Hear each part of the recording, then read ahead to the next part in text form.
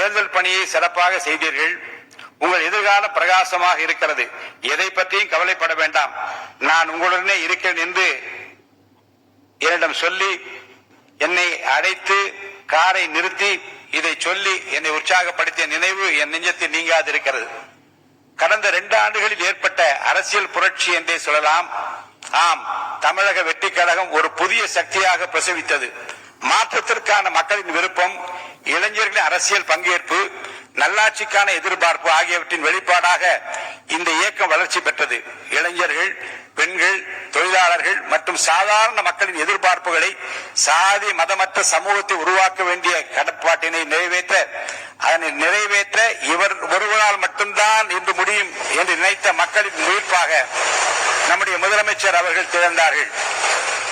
புரட்சி தலைவர் எம்ஜிஆர், புரட்சி தலைவி அம்மா ஆகியோர் மறைவுக்கு பிறகு ஒரு சரியான தலைமையை தேடி என் மனம் தவித்தது. மீண்டும் ஒரு எம்ஜிஆர் நமக்கு கிடைக்க மாட்டாரா என்று என் மனம் ஏங்கியது. அந்த ஏக்கத்தை, அந்த தவிப்பை போக்கிய மாபெரும் தலைவர் தான் நம் முன்னாலே அமர்ந்திருக்கின்ற வாழும் எம்ஜிஆர், மக்களின் மகத்தான தலைவராக பரிணமிக்கும் மாண்புமிகு முதலமைச்சர் தளபதி விஜய் அவர்கள். அவர் எனக்கு மட்டுமல்ல, நாட்டு மக்களின் குறைகளை தீர்க்கிற, கண்ணீரை துடைக்கிற, தமிழக மக்களுக்கு கிடைத்திருக்கிற மாபெரும் சக்தியாக நீங்கள் எல்லாம் இங்கே பாராட்டி பேசினீர்களே. வந்தார், எதிர்கட்சிகளை எல்லாம் சந்தித்தார். ஒரு புதிய கோணத்தில் அவர் காட்டியிருக்கிற அரசியல் பண்பு இன்றைக்கு எல்லோராலும் பாராட்ட பெறுகிறது என்று இந்த அவையிலே பாராட்டினீர்களே.